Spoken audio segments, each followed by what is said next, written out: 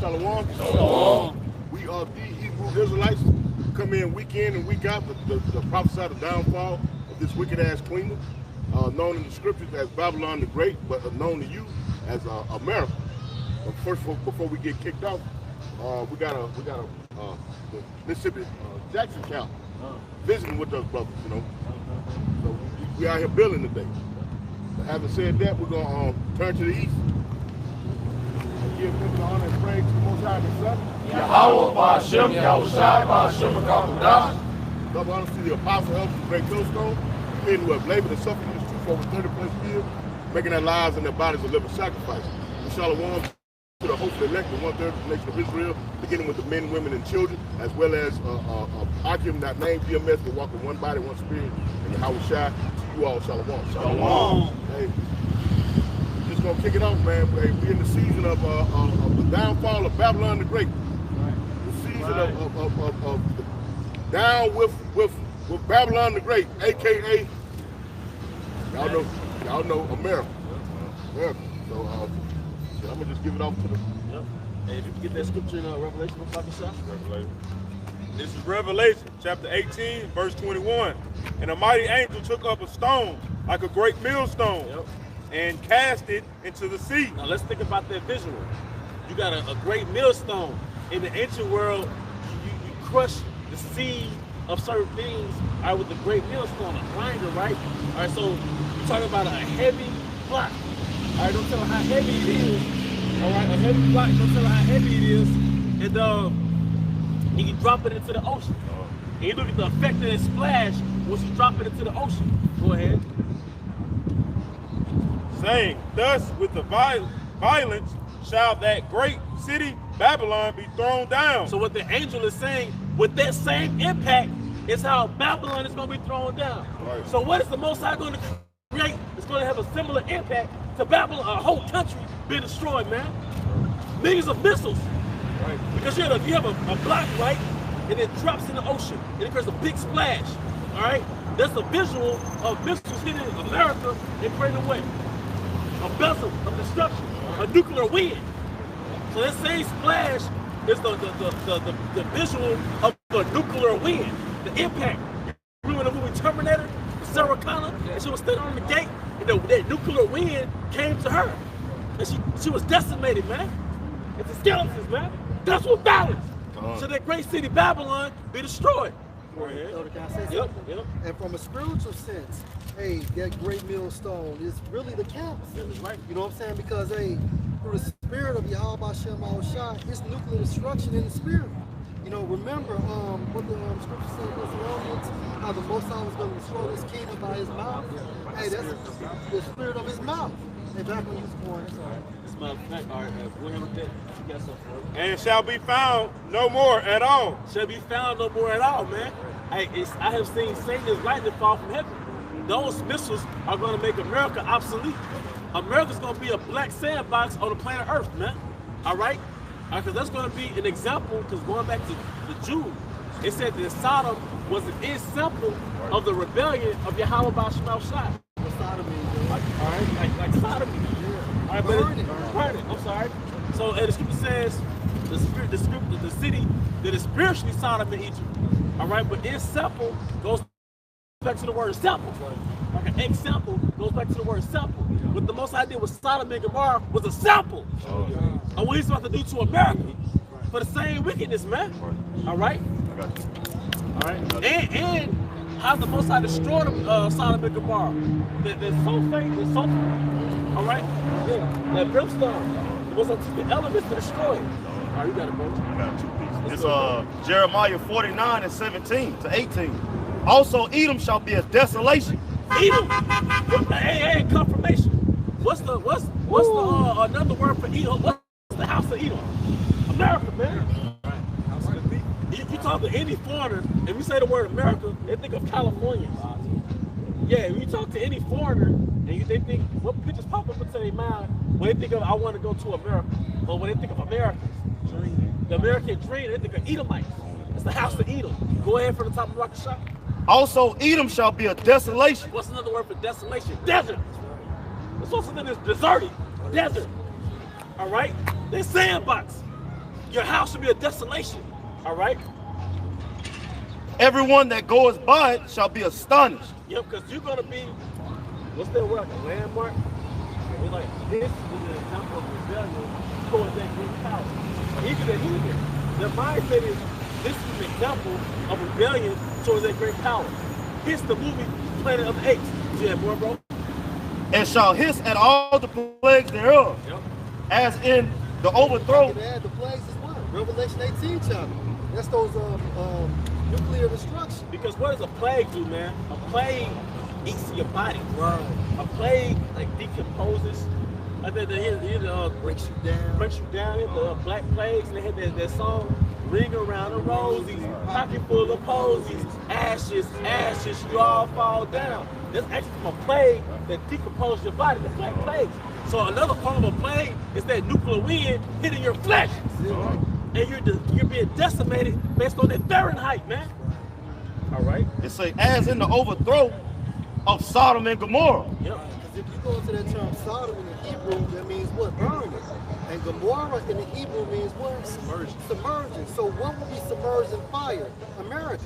Hence the lake of fire. It's a plague, man. There you go. What is Sodom stand for in Hebrew? Sodom goes, I can't remember the word, you can get that. Sodom goes, the definition of Sodom in the Hebrew, that means burning, right? From a spiritual sense. And Gomorrah means what? Submerged. So what would be submerged into fire? America. Because you have what's called underground cities, underground towns. That town has been submerged in water. Now what's America called in Revelation? The lake of fire. Right. It's going to be submerged in fire. It's going to be submerged in a fiery lake. You know? So, hey look, man. We're standing on a country that's on fucking death row. Yeah. All right? It just in the Hebrew it's Sodom. Okay. Yeah, it's almost the same Sodom. Burn right now. Right. What G is that? This is Strong's H, 5467. It says, and the neighbor cities thereof, says the Lord Yahweh Ba'Shem Yahweh Shah. No man shall abide there, neither shall a son of man dwell. The neighbor cities. What's that? Chicago, New York, Jackson, Mississippi, Biloxi, Gulfport, New Orleans. That's why I said, like, it's going to be like a line of confusion. You know? All right? I gotta remember. This Jeremiah 50 and 23. How is the hammer of the whole earth cut asunder? Hey, powerful words in these scriptures. How is America called the hammer of the earth? You got before and after pictures of countries in the Middle East.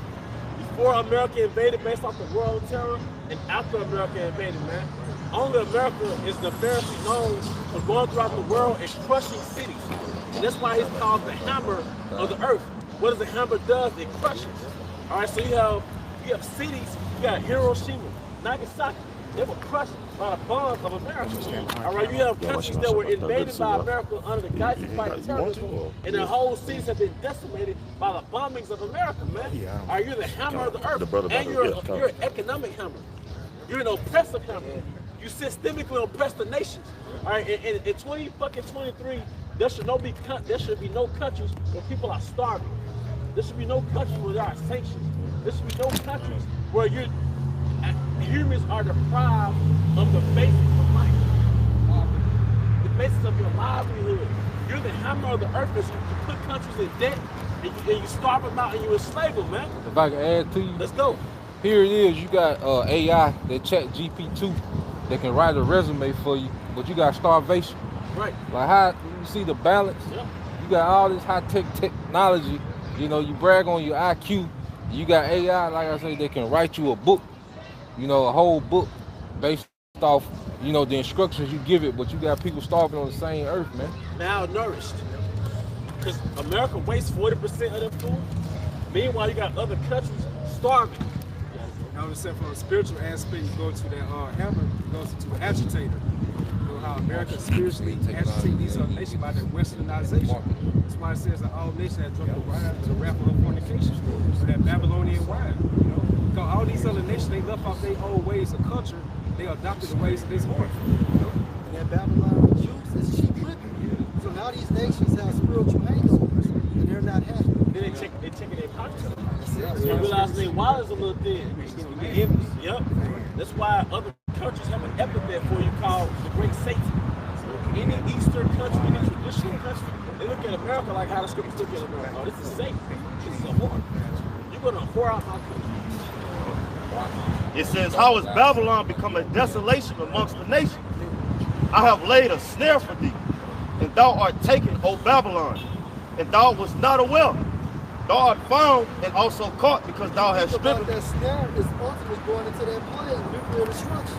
Because Esau made this technology to destroy other countries, but the Most High is going to use the same technology to destroy him. That's the snare. It said, because thou hast striven against the Lord. The Lord. How so? Your philosophies, your indoctrinations, right? Because you taught these other nations to become such a whore such as you. About what they call social subversion. The Lord has opened his armor and has brought forth the weapons of his indignation. What's his army? Those silos. I hear you have those military parades, for lack of better words. That's Yahweh's army. Yahweh said, I created the smith and brought the codes. Because in the ancient world, a smith would be a swordsman, right? And he'll take those codes and he'll take those elements of the earth and forge out a sword. The modern day sword is those missiles. Somebody hold 2nd Ezra 16 chapter the 13th verse. Hey, what Abraham said? He was going to destroy your world.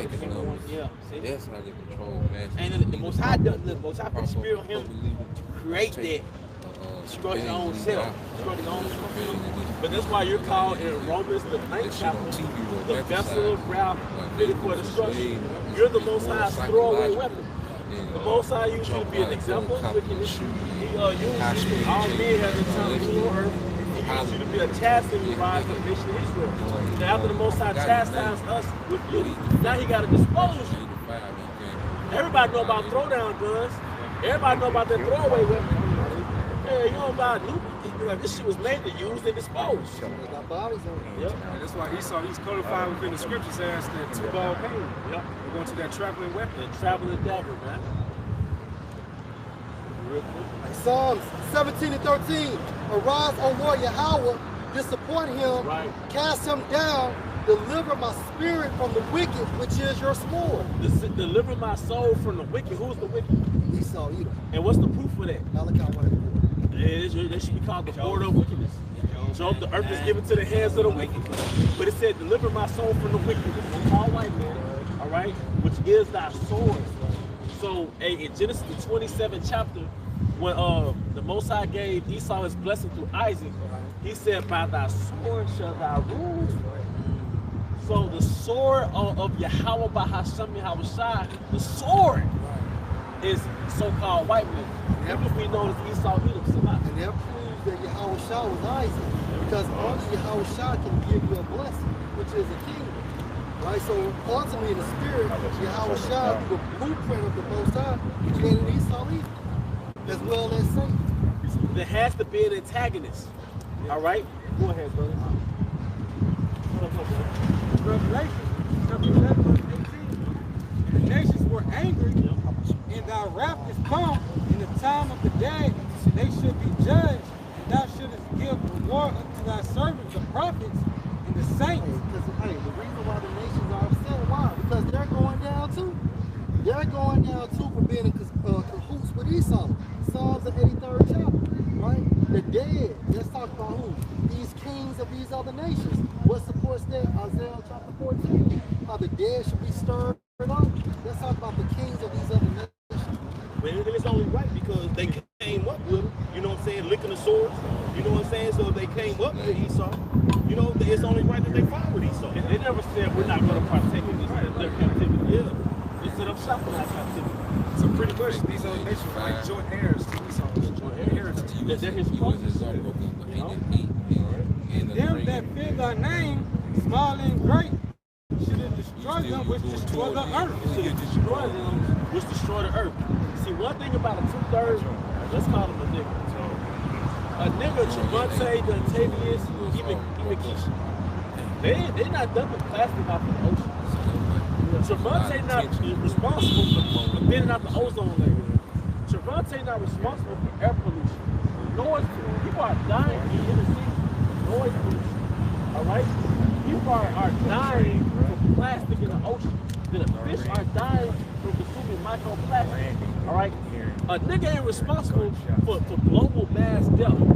The ultimate nigga, according to the Bible, is Esau. That's why the Most High said, I will destroy him who destroyed the earth, man.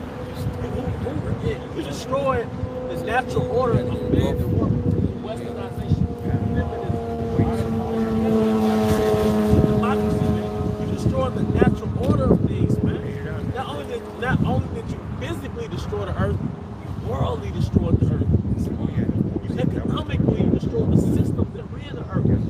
I will destroy him who destroyed the earth. That's one of the proofs in the spirit that serpent had to be a later Edomite. Because Adam had a kingdom at that time. Right. When he brought that philosophy in, such as now, hey, he destroyed the standard of the will of Yahweh Shem. Well, I speak as a man. I was going back over the book of Esther. Haman, the son of Hagag, right? It was a vessel for the king of Persia. But if you go into it, he's like an advisor to the king of Persia, to what they call his father.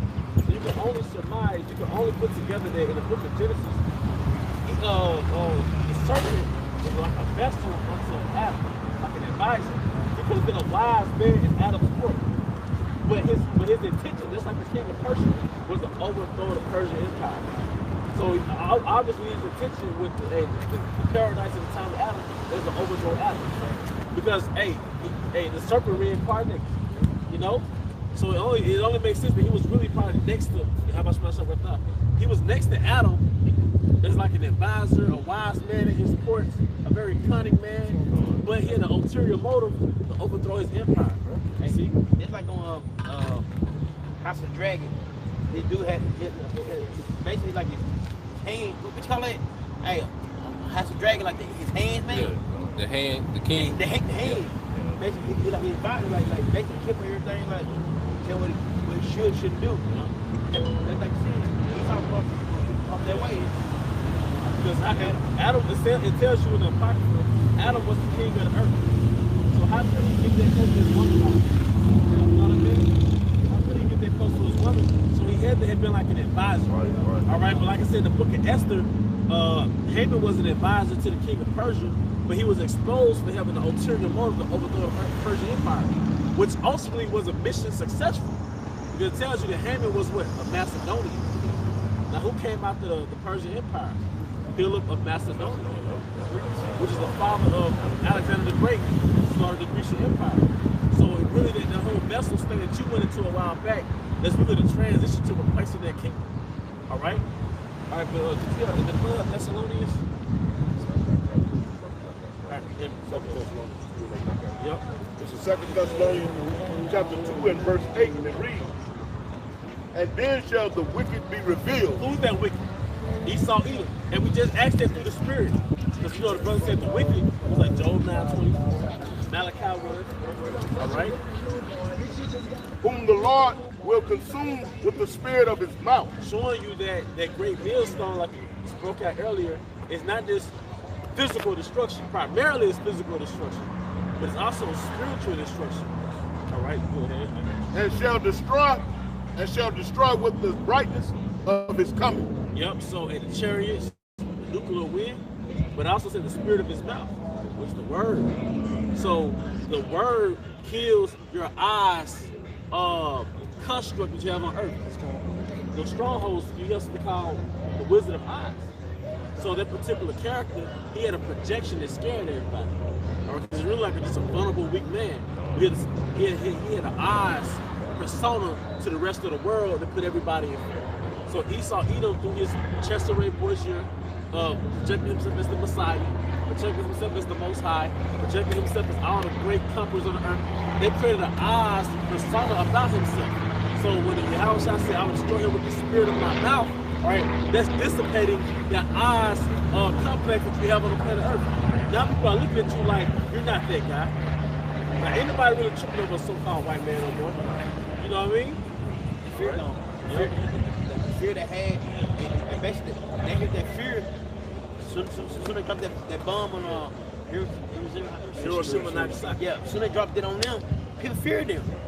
But now, let's just say like that's exactly what I'm talking about. Shit, we got missiles. That's it though. So now they don't give a fuck about Esau. All over the stadium. Verse 9, and it reads, even him whose coming is after the working of Satan. Because you always get into this. How did you come into power? Ultimately speaking, how about Hashem and Hawashai? Psalm 75, the Most High is the judge. He put him down one to set up another. But how did he fulfill that? He allowed you to tap into that witchcraft. Esau Edom down into the dark arts of the Canaanites. Here's the Knights Templar. Here's the Freemasons. He went into, when we was ruling as the Freemasons, he went into our science. And that's how he was able to get into becoming a kingdom. All right? So, is it who's working? It's after who's coming. It's after the working of Satan. It's after the workings of witchcraft. You laid out your America through what? Witchcraft. The blueprint to Washington, D.C. I heard a brother say like America's basically a Ouija board. That shows you that Esau had to bow down to Satan in his blessing. That's the reason why Yahushua basically combated him with the scriptures 3 times, right? Because Yahushua will not bow. But that proved Esau bowed down because basically now Satan can be summoned by the Rothschilds. Like they literally have a table and an empty seat where the spiritual being Satan comes and inspires them to promote wickedness. Because they're the top sorcerers on earth. Because you always come into power through an entity, through a deity. That's why you have human sacrifices and everything, because throughout the history of man, people will sacrifice to a deity to keep famine from happening to their country, so they can win wars. So what makes the elites different? They sacrifice to Baphomet. They're the closest to Baphomet, which is Satan. Even him, it's verse 9 again, says, even him whose coming is after the working of Satan with all power and signs and lying wonders. Yep, these technology, this propaganda, you know. And with all deceivableness of unrighteousness in them that perish, because they receive not the love of the truth, that they may be saved. That's 2/3. That's 2/3 in America, and then that's the non-elect scattered by the Verse 11, and it reads, and for this cause, Yahweh shall send them strong delusion. What's a delusion? A delusion is a fixed idea about something that's not true, such as the American dream. George Carlin say, the late comedian, in order for you to believe the American dream, you gotta be asleep. You gotta be asleep.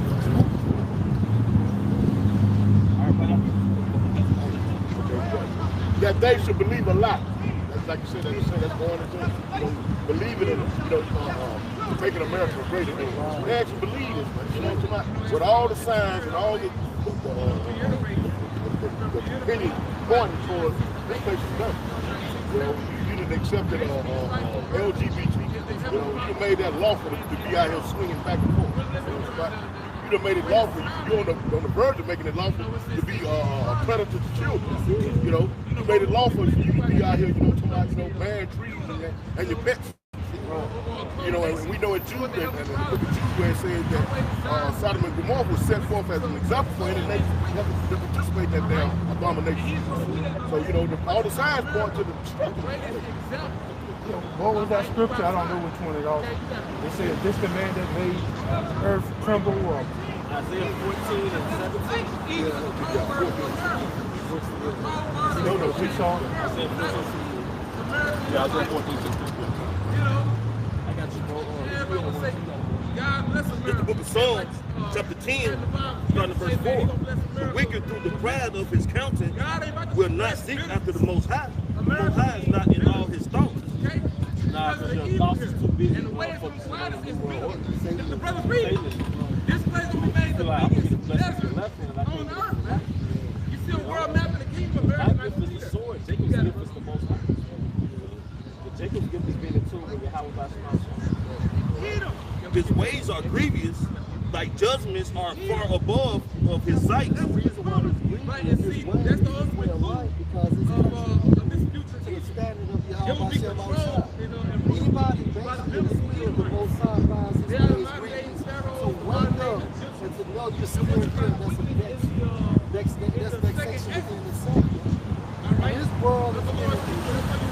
If you compare the state of this world 10 years ago, 15 years ago, 20 years ago, it's not the like old men. Right. They weren't like this 10 years ago. Shit, we barely 30, 40. Yeah. They weren't like this 15 years ago. Yeah, like this world is darkly weird now.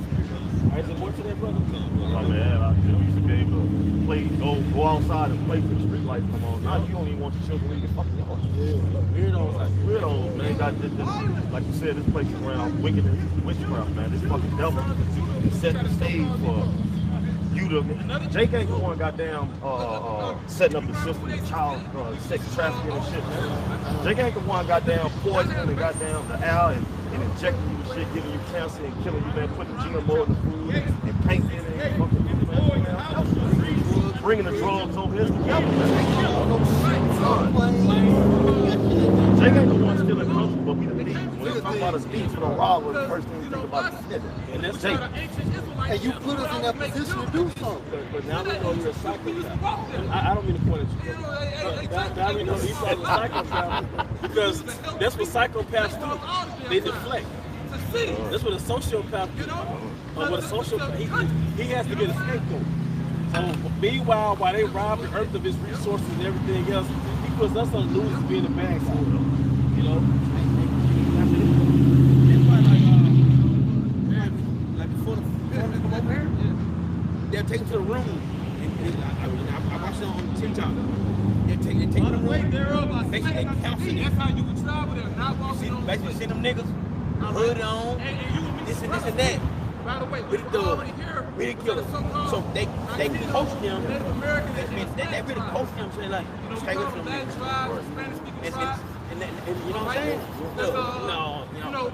Case in point, not all of us are so-called Negroes. And I get they probably most of them watching. They see us, walk by, and we come in all colors, man. You know what I'm saying? The stereotype. But when you look at the reality of the lives on the news, Jake ain't over there in Cuba, Ukraine, and all that skilling resources and shit, man. Jake ain't starting wars with other countries and shit, man. Like taxes and shit on them, man. Changes and shit. In North America, Babylon the Great, and that's why you have a lot of our people across the U.S. Mexican border. Back in Psalm chapter 10, verse 6, he has said in his heart, I shall not be moved, for I shall never be in that person. Like I'm on rule forever. Even the Most High himself will take this. That's how crazy, deranged, psychotic that this man is, man. Hubris. That's right. Unjustifiable, unreasonable pride. That's right, bro. But a lot of our people think that this man is one of the feet. Right. I would say even like with that movie Titanic, what they say, even God himself can't sink the ship. You believe it? How did the Most High sink them? Leviathan. And what's the modern day Titanic? America. So he's gonna do the same. And the prophet's playing them violins. Like he's on his own. Going down the ship. Yeah. Verse 7, his mouth is full of cursing and deceit and fraud. His tongue, your way of running the earth, because it's called the way of the wicked. Your way is westernization, and it's totally contrary to existence. All right, and we're not being biased by saying your way isn't right. We're comparing it to the laws. And if you go into the laws, it's systems put in place to reproduce life. Male and female reproduces life. You know, generational wealth. And heirs, it's the way of your how about small shy, it reproduces life. But 2 men and 2 women, or 2, you know what I mean? That doesn't reproduce life. It don't work. It doesn't work. It has to engender. Your way is inconsistent with the existence. Two negatives, like 2 negatives, yeah. It's basically 2 negatives. Yeah, because it has to be a yeah, it has to be this. It has to be that, man. It ain't. Yeah. But that's basics. That's what makes you electronic. You look at how that sperm hit that egg, it's like electricity. Hey, look. I did plumbing, right? They have a female male part. God damn it, look. Hey, we ain't crazy. We ain't crazy. You jumpstart a battery, you got a positive and a negative. Negative, come on, man. And he knows that. And then for Jake to set up like the 4 corners of the world and including America, there's no such thing as what they call generational wealth.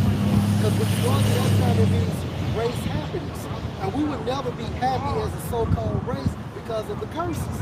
And Esau knows this, and that's the reason why the Most High put him in a position to oppress us as a nation, because we have to be saved by the same person that put us in this situation.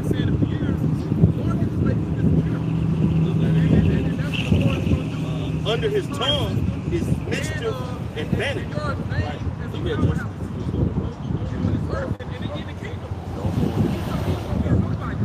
So it's Isaiah 13, and we're going to start at 14. We're going to start at 19. And Babylon, the glory of kingdoms, the beauty of the Chaldees' excellence. Everybody wanted to come to America in the 70s, in the 80s, in the early 90s, and the 50s. Right. Because the immigrant era was the 1800s to the 20th century. That's right.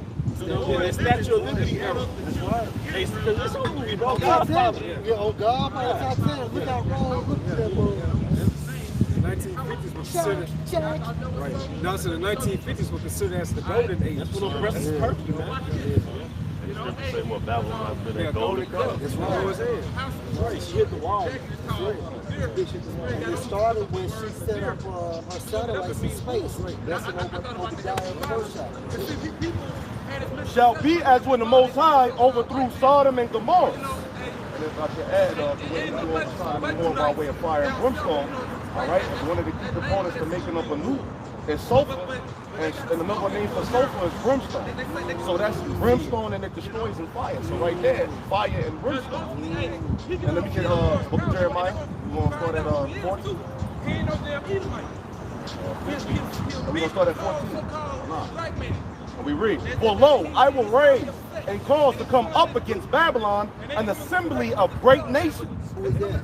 That's going into what the EU spoken of in Revelation, the 17th chapter. Then you got Russia, China, okay, Iran. All right? Go ahead. From the north country. That's right. And Hey, they from the north country, that's Russia. That is Russia. My man, that's Russia. Go ahead. And they shall set themselves in array against us. Military formations. From thence she shall be taken. Right. From our soul, because the Most High is going to put on the spirit of these so-called Edomites, which are Russians, to send that nuclear destruction over here. Their arrows shall be as of a mighty expert man. None shall return in vain. So the Most High is going to be in that Denzel Washington spirit. What is that? Surgical wisdom. God, go to the 14th verse. Put yourselves in array against Babylon round about. I mean, the Lord is going to allow these nations to go on a train from here. Hey, but you know what it really is, bro? If I may add, it's stoning. Because when the brother broke it down on it, but it's a public stoning. It's a public execution. Because in the ancient world, when you get stoned, everybody's surrounded you. And then you get stoned by the elders, right? So what happened is America being personified as a woman who committed whoredom, she's about to get stoned by nuclear missiles, which are basically stones. You know, it's a public execution. Remember the elders wanted to stone that lady? In the scripture, they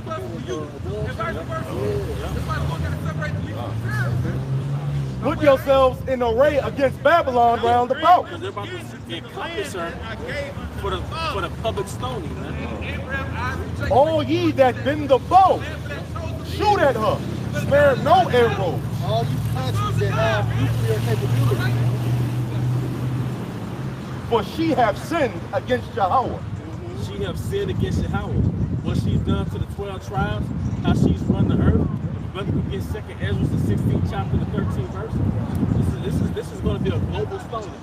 This 2nd Ezra 16 verse 13. For strong is this right hand that bendeth the bow, its arrows that he shooteth are sharp. It should not miss when they begin to be shot into the ends of the world. So what ends of the world? First of all, who is talking about? His right hand that bendeth the bow. What is the bow? All right? The bow is the shallow. And the arrows are the missiles. Shot to the end of the earth. Like you said, maybe Russia, China, Iran, Korea. All right, but that's all on the east side.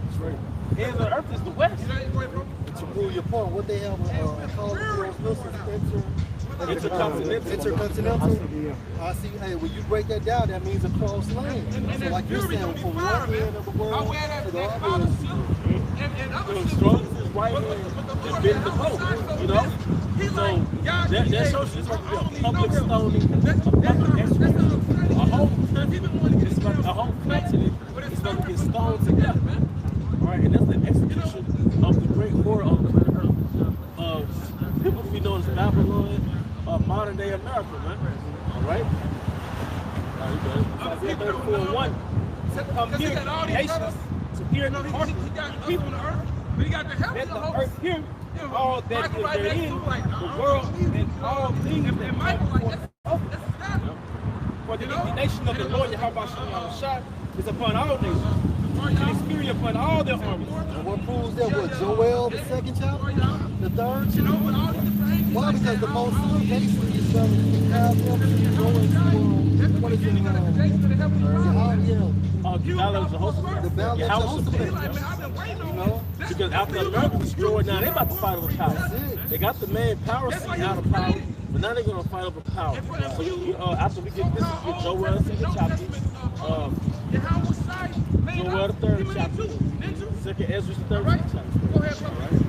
He has utterly destroyed them and have delivered them to the slaughter.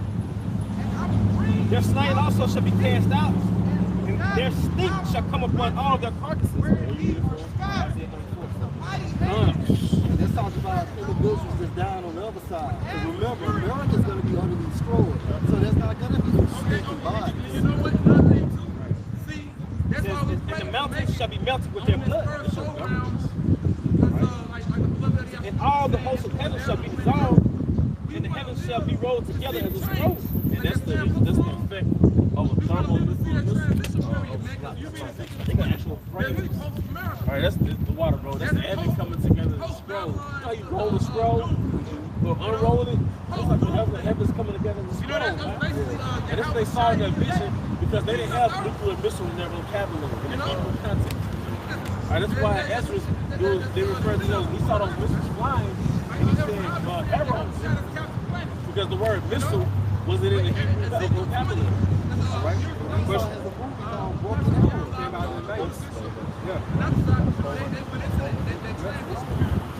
I would say those mushroom clouds is going to soak up all the impurities. That's a part that's important. Those mushroom clouds going to turn to the troll. Everything's out here out of course. The Most High is about to sludge earth. You got a house that's sticky or whatever. You got the wrong from your house. You smudge it out and smudge it. Sage kills all the bacteria. So the Most High about to sage the earth, man. The thermonuclear smoke. Right? And then fire is going to reset the soil. Not in America, but in Earth, in third world's world, a lot of farmers will set their acres on fire to regenerate the soil. So the thermonuclear fire, the Most High is going to regenerate the soil on Earth. They're going to expand. It's going to expand. Right? It's a reset. Fire is a reset. It's a cleanser. Right? And all their hosts shall fall down as the leaf falleth from the vine. Yeah, planes falling out the fucking sky. Fighter pilots and fighter jets, man. All right? And as a fallen fig from a fig tree, right? Verse 5, it says, for my sword shall be made in heaven. Yep. And what's the sword being made in heaven? All right, thermonuclear missiles coming down from that fucking ozone layer back into this atmosphere, man. Being made in heaven. And the Most High got away with words, man. The sky's going to be covered with missiles, man. My sword should be made in heaven. Yeah. And when you bathe, you cover it in water. Right. Actually, it's going to go through the different water filters. It's going to be bathed in heaven and come back down. Small blip, so that's 300. And all those arrows came down on Leonidas. Behold, it shall come down upon Adumia, and upon the people of my curse to judgment. Now, to judgment, go back to that third world's war. All right, so who's the people of this curse? Going back to Genesis, the 4th chapter, 15th verse, and he cursed them with their leprosy as a mark, saying, hey, if anybody put his hands on Cain, but showing you the people of the curse, I want to say that curse in Genesis, the 4th chapter, it goes into a distinguishing mark, meaning that the Most High was eventually going to strip him from his reputation. Ultimately, fucking salvation. That was like a foreshadowing. Because before European colonization, before the Renaissance period, this was normal. This was normal. Having particular pure earth. You come from the earth, you like the earth, that was normal. So if you had leprosy, all right, that was an anomaly in the environment.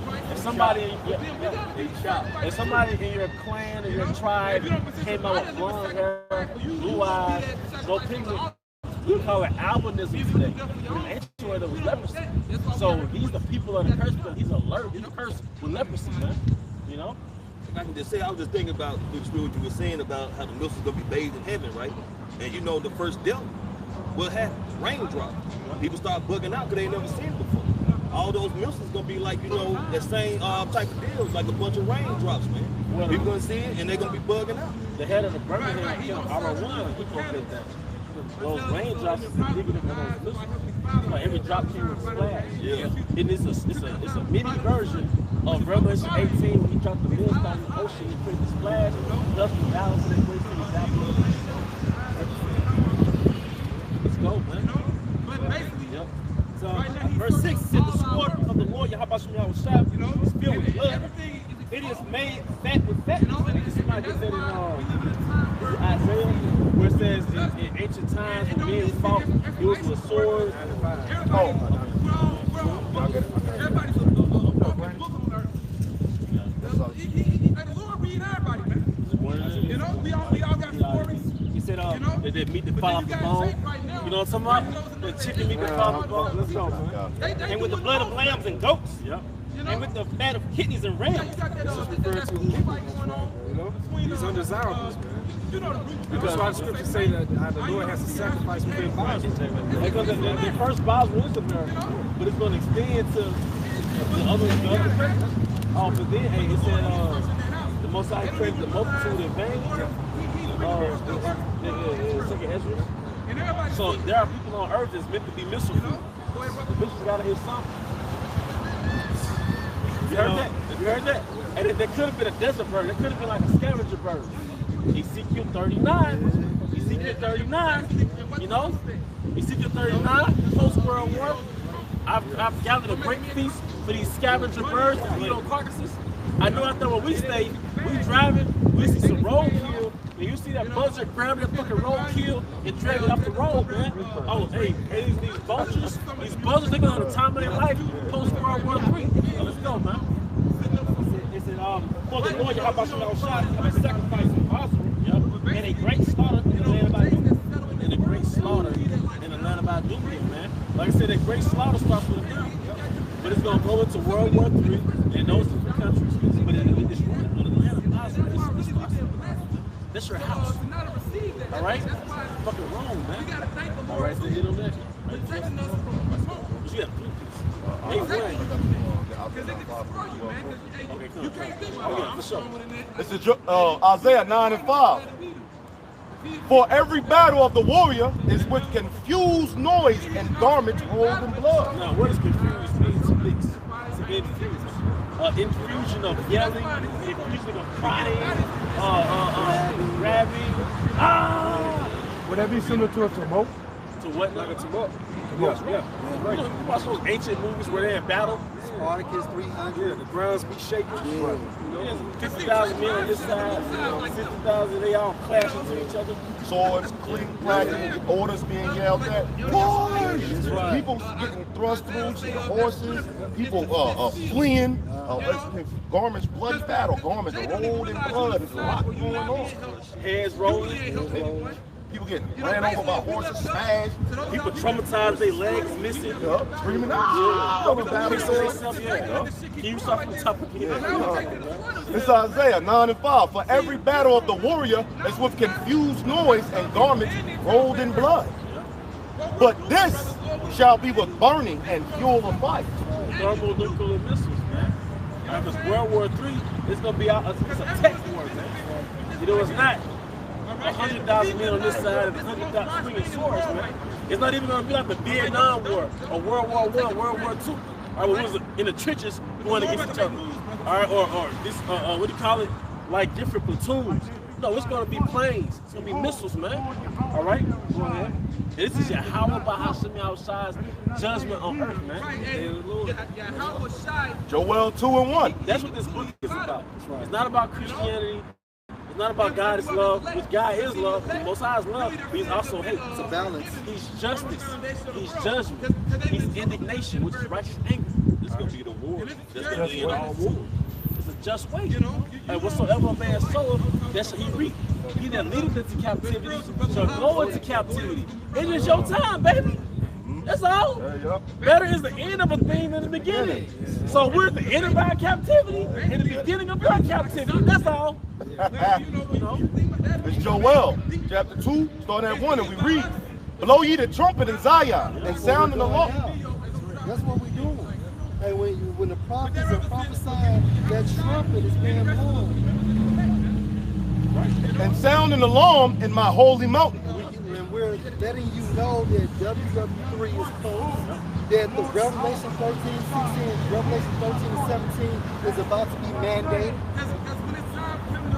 Let all the inhabitants of the land tremble, for the day of Yahweh cometh, for it is nigh at hand, a day of darkness and of gloominess, a day of clouds. And the reason why it's been classified like that, because it's going to be a lot of death. Yep, and the clouds and darkness and gloominess is the effect of those thermonuclear missiles being taken outside. Knocking out the sky, which will block out light. And of thick darkness, as of the morning spread upon the mountains, a great people and a strong. I'm talking about a people. And those are missiles being personified as an army of people. All right, because just how people, armies are in array. They have the platoons and their ranking orders. The missiles are going to have their ranking orders when they're shot off. They're going to have their trajectories and the targets. All right. There have not been ever the like, neither shall there be any more after it. Because there was never, pursuant to Isaiah 9:5, there was never a World War III where missiles are being shot off intercontinental. All right. All right. Even to the years of many generations. Even to the years of many generations. All right. And like Einstein said, I'll put it up, bro. You know, you can keep reading, bro, so you get it. A fire devours before them, and a flame, and behind them, a flame burning. Because we know a nuke destroys in fire. All right, so that's a fire going before them. Boom, they destroy in fire, and they get shot. That's how you know describing a nuclear missile. There's a flame going behind them. Isaiah say that a fiery flying serpent when he was trying to describe that nuclear missile.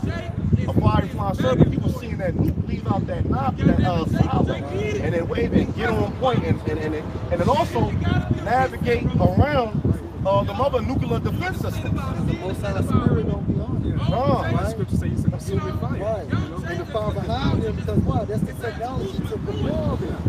And then the head is before them. Right? Isn't that a scripture where there was a missile with an angel battle? It's sort of.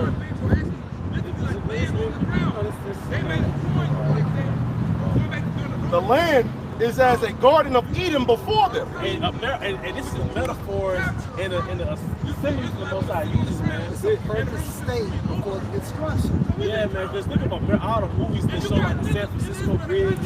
It shows the city of New York from a helicopter point of view. It is the Garden of Eden before the missiles hit it with us. And behind them, a desolate wilderness. So before the missiles hit, it's the praise of God.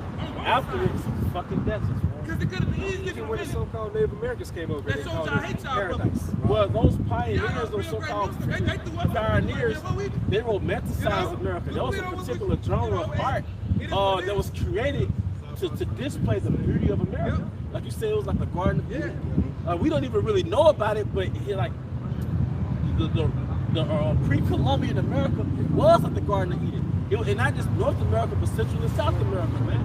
So it's a good point. Okay, a paradise. Like right here in Babylon, you have what you want, Fiji water, a cold spring, any type of what you want. balance, he ate level 9.5 or higher. We was going over this before. You want Greek food, you want Chinese food, you want Japanese food, well, you want German engineering, you want Japanese engineering. You want to be cold, or you want to go another part, you want to be warm, or you want, you know what I mean? It's built up as a garden of Eden. And but behind them, that's what goes. Hey, Amazon Prime, you can get a package sent to your door that day. One day. And that really was something that was belonging to like the king's court. Usually, like in the ancient times, only people that had status would get something ordered from another country. You get a perfume ordered from another country. The average American citizen, even if you're low income, you get something Amazon Prime to your house, you get Uber Eats to your house, you get Uber everywhere. So we all living like royalty, even on a lower level, you know? That's why when they take the bingy out, so to speak, or snatch the rug out from under your feet, it's gonna be so easy for people to take the MOTB, man, because America is so catered to, man. You know what I'm saying? They're so dependent. Hey, we're addicted. Americans are addicted to convenience. Yeah. We're addicted to convenience. Yep. The average American can't patiently grow a garden and patiently wait on the food to harvest. Not self-sufficient. They're not self-sufficient. Go back to, they can't wait in the line. So if you can take that goddamn it and just skip it, and whoop whoop, and haul ass, it's like that. Jeremiah 49:31. Arise, get you up unto the wealthy nation that dwelleth without care. That's America. America's careless. And what does the scripture say? Pride comes before a fall. Because careless is a form of pride, man. Because you don't store food. Like in a traditional environment, when you have harvest, you store food. Because you don't know if it's going to be a famine. You can't afford to waste food. So that's why your grandma had preservatives. You made that jelly preserve. You got them wine, you got them grapes that made wine. You took whatever you had and stored it, man. We didn't think like that. We just know we're going to wake up and go to the grocery store. You have a lot of these modern women, they look down upon their leftovers. Yep. That's right. Yeah. It's that wealthy nation that dwelleth without care. And it says, which have neither gates nor bars, which dwell alone. You got it, brother. Hey, yeah, and then from a spiritual standpoint, let's talk about how like America doesn't have a missile defense system, right? And then also, with that being said, back in the ancient times, you had to go through gates and things of that nature, like Troy. In order for the Achilles and them to invade the city of Troy, they had to go through that gate, but it had to be sent as a package. But with America, there's no walls. You can go from Alabama to Louisiana without any trouble. You know? On that movie, no, they had great, you know what I'm saying? Walls. Yeah. They had some tall walls. So that they can really they can do it, but you know, but they walls so tall they can do it. So they had to go through that gate.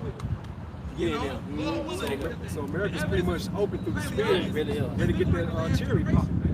And we go by what the spirit say, ain't what we say. We ain't come up with it. Hey, so You know, basically like this,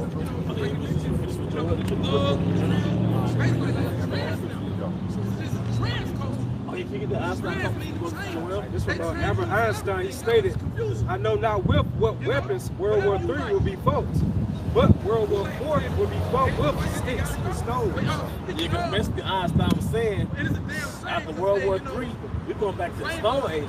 We're going back to a primitive state. All those nuclear, because what?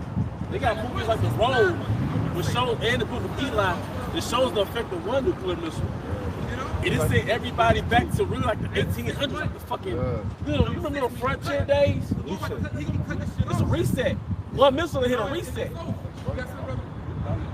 No, it reminds me like the book of Eli reminds me of those frontier days. Yeah. When everybody's on horse carriages going across America, like making an effort to find like settlements and stuff. Those pre-settlement eras, man.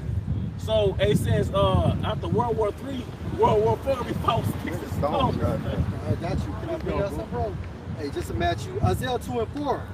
And he shall judge among the nations and shall rebuke many people, and they shall beat their swords into plowshares and their spears into pruning hooks. Nation shall not lift up sword against nation, neither shall they learn war anymore. Because after World War I, it's going to be the ushering of Yahweh's kingdom. And kingdom, they're going to go. I'm sorry.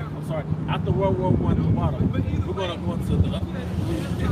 After World War III,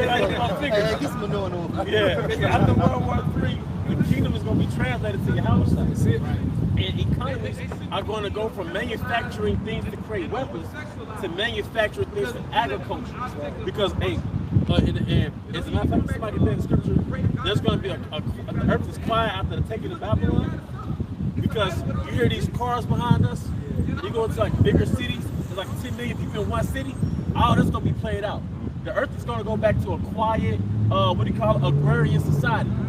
Agrarian is where everything is built off agriculture. So it's not going to be fast food. It's not going to be this hustle and bustle. We're going to go back to an agrarian society where you wait for food to grow. It's going to be farmers markets. All right, it's going to be family oriented. All right, this is a result of Esau's high-tech caveman. This is a high-tech caveman kingdom. You see? You say so, brother? No, he's so right. That's why Elon Musk, he knows what the brother y'all are talking about right now. Elon Musk is buying nothing but farmland right now. He owns over 40 million acres. Bill Gates too. Bill Gates too. They buying all nothing but farmland. And so when that time of the Great War and the earth being destroyed by nuclear weapons, they control all the food. That's right. Really, that's going to happen before. They already ahead of us. Yeah, that's going into Jacob's trouble and the activation of Revelation 13 and 16. Now remember, the day of the Lord, hey, when the day of the Lord comes, automatically missiles going to be sent over here. So if they got land over here now, it's going to be destroyed. Yep. And then a lot of these elite people, hey, don't get it twisted, they're moving to Singapore because they know America is through. Like a lot of these CEOs from these 500 Fortune companies, they left 2 or 3 years ago because they're saying that the dollar is done. So now, if you smart, you have got your American money and you are converted into like, go to the DR, where you can have, back in the day, it was like, what, $1,000 was worth 40K in their money. Why not? They doing it right now. They're getting rid of Cash App and all that, and then our government is coming up with one cash in their form of Cash App. Right now, where they control all the money. Yeah, they killed your boy. You know they killed that boy. Yeah, that's right. When he came, you sold. When they knocked him out, they changed the Cash App structure. The Cash App guy, and the other guy, they died 2 days before.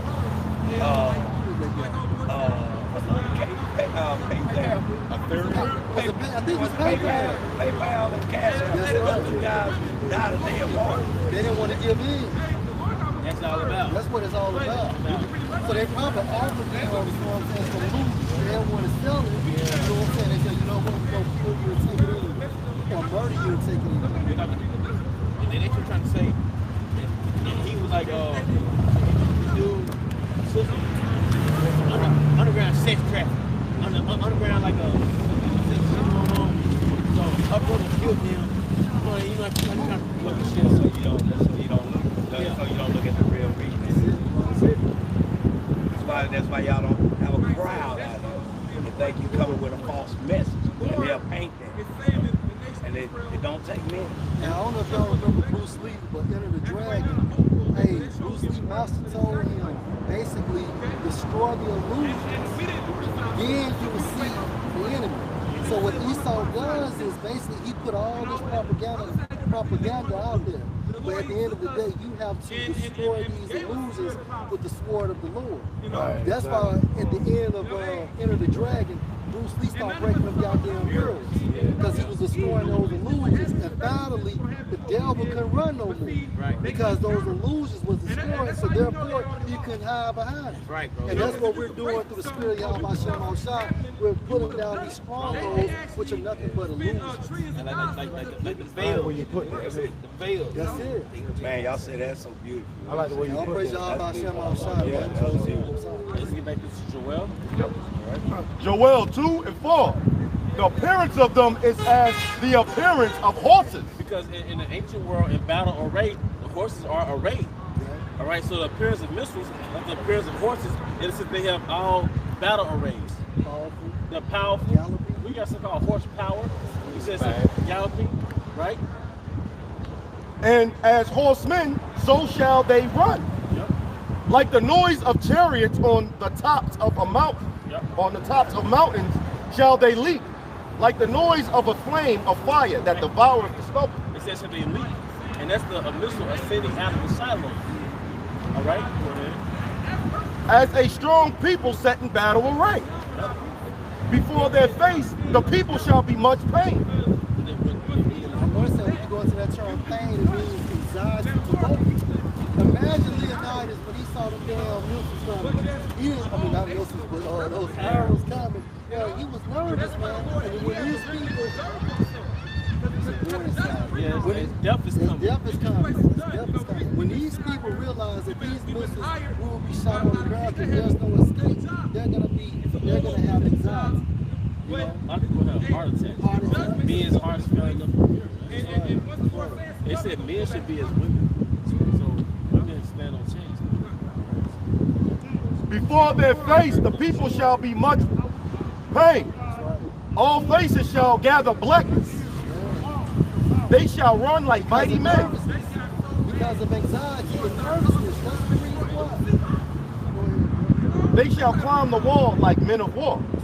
And they shall march, every one on his own ways. His own ways, he has a trajectory. Every missile has a trajectory. He has a calculated target to hit. They should not miss. And they shall not break their ranks, neither shall one thrust another. They shall. Because the spirit of Yahweh Shem Shah will be upon those nuclear missiles. They will hit every designated target that Yahweh Shem Shah was going to hit. Christ says, our power is a consuming fire. So his spirit's going to be upon those nuclear missiles. All those nuclear missiles are made of the elements. Right, bro? They shall walk every one in his path. Right. And when they fall upon the sword, they shall not be wounded. Meaning what? If they do bump into each other, they're going to keep going. To the designated target. Yep. So if it's meant to hit Cosesco at Jackson and two just bump into each other, it's still going to Jackson Cosesco. And that's the secret of the 21st century. That's the secret of the present world. This place called America is going to be destroyed by thermal. That's the secret behind the veil. The veil is the matrix, the false reality that has our mind and our goals tapped into the entertainment world, tapped into women, tapped into all type of distractions. Yep, but the secret behind the veil is this place is destined for destruction in a very short period of time. All right. They shall run to and fro in the city. They shall run upon the wall. And that's basically getting everything in this country, man. They shall climb up upon the houses. Yep. They shall enter at the windows like a thief. And if they gonna call, you say, hey man, I'm on my way to your couch.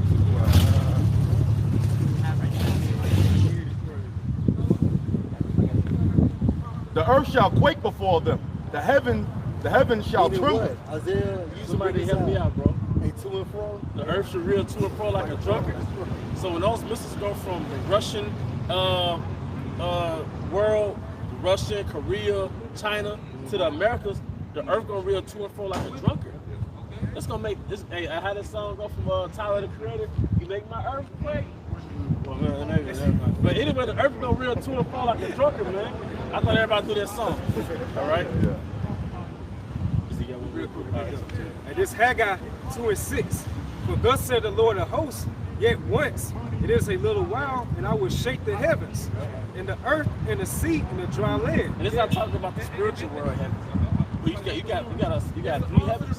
All right, you got heaven, this man's kingdom. You got the ozone, the heaven. All right, the stars. All right, then you got the spiritual world heavens. So the heavens gonna shake. Basically, this existence, planet Earth is gonna shake, man. All right. And just to prove his point, 2 Corinthians 12:12. I knew a man in Mashiach above 14 years ago, whether in the body I cannot tell, or whether out of the body I cannot tell. The Most High knows, such and one come up to the third heaven. See, that third heaven was the spirit world, paradise. It was referred to as paradise, but when it says that this heaven is going to be shaken, it's talking about the heaven up under the ozone layer. Okay? First heaven, as a result of thermal, hey, we're going to be scared. It's when it's flesh. And it said the righteous should especially be saved. Our women will ascend into a chariot. We're going to be looking down, watching America get destroyed through a sea of glass called the ozone layer. Yo, and they said the righteous shall scarcely be saved. Hey, when you go into that term scarcely, I looked it up, it means in the nick of time. You remember those old Indiana Jones movies? When that damn door about to shut down, he barely made it out. That's how we gonna be saved in the nick of time. Meaning you gonna see the mercies coming down as you're being ascended upward. That's so. And they find out like when they saved. What are they saved from? Like what had happened and they saved? Had nothing happened and they saved. Man, we don't know. Lord will be always born to live, man, and we be saved. I think the shit gonna go down. Lord will be saved. Lord will be the guys the Lord chose. That's why Apostle Paul said, Elder, just to back you up, that we might see. Yeah, he did the work. He fought the good fight still said that we might be saved. Don't you know that we're entering into the second death? The first death was the flood, the great deluge. That created 7 continents. Because before the first death, it was all land. All right, there was one continent, Pangea. So there's Greek for like all land. All right, the first death was based off the wickedness that was on the earth, restored to Genesis 6 chapter. All right, Genesis 6 chapter. So the first death is the reason why there was once water in the Grand Canyon. The first death is the reason, like I said, there's we have oil, right? In the Middle East, we have oil. Where does that oil come from? Fossil fuels. What fossils? All these animals died at the same time? Yes, they did. What catastrophic event caused all these animals to die at the same time? The first death. That's what happened to the so-called dinosaurs. That's what happened to so-called dinosaurs. That's why the layers is just dozens or tons of animals packed on top of each other, which over a period of time they created fossil fuels. Those fossil fuels came from animals that all died at one time based on one major event. So that's the impact of 2 deaths that's going to happen in the existence of man. The first death was the great flood. The second death is what we're about to enter. And this is Hebrews 13:8. Yahweh Shah Mashiach, the same yesterday and today and forever. And the reason why I brought that out, because just like the Most High designed everybody to die, except for the elect, the first death, then you're going to have that second death. And the only people that will escape the second death are the elect. It's the same thing. Yep. Especially out of America. But that doesn't mean you don't die. Only the elect basically will be not phased by that second death. We believe that's why Antarctica is ice cold. You know, you have Greenland ice cold. That's the result of that first death. Like I said, that first death impacted us today. The first death, like I said, is why you got to go on a ship to go to a different continent. Or you got to go on a plane to go to a different continent. The wickedness of Adam is the reason why the earth has hurricanes and tsunamis. All right, we're still in a phase of death based off the transgression of Adam. All right? But that second death is going to supersede that first death. Because missiles, fire is a whole lot more impactful than water. Concentrated fire. It's sick. Because look, in 40 days, the water evaporated, it went back down. But it's going to be a lot more than 40 days to get the earth back right. All right? After this fire. All right? The elect will be inside those chariots for a minute. You know what I'm saying? And then once the election on it settles down, they're going to the wilderness all over again. Remember, the Most High changes now. So you have first death, now you're going to have a second death, and just like when we go up out of Egypt in the wilderness, it's going to be the same thing. And I speculate it's probably through the spirit of our Shah. It's either South Africa like the Muslims teach, or somewhere in South America. I'm leaning towards South America. I'm leaning towards that too. So you said that the whole Jeremiah 16 and 14. You get your scripture coming because you know Israel gonna be tossed up too though. So you know it gonna be burned up too. So we gotta we ain't gonna go right into it. It's gonna be a period of time. Yeah, we don't know. That's why Scripture said, we prophesy in part. Says smoke shall go forever from the destruction of Babylon. That's not forever. All the periods. It's a classic. That's it, bro. Just like, you know, you got these music, let's say you got music came out 50 years ago. You still talking about it?